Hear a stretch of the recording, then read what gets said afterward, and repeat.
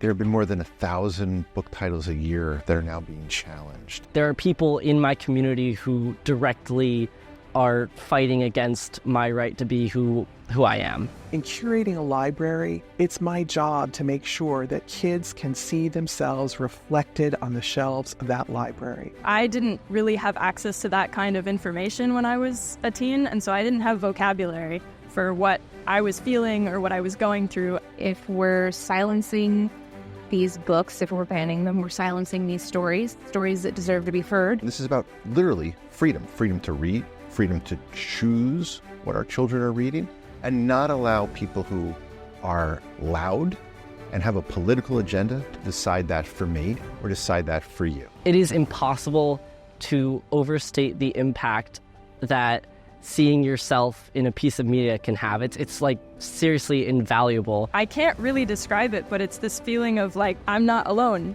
I'm not the only one who feels this way. Not every kid comes from a family where there's comfort in talking about the issues that actually affect teenagers. They say if I had had this when I was a kid, my journey would have been so much different.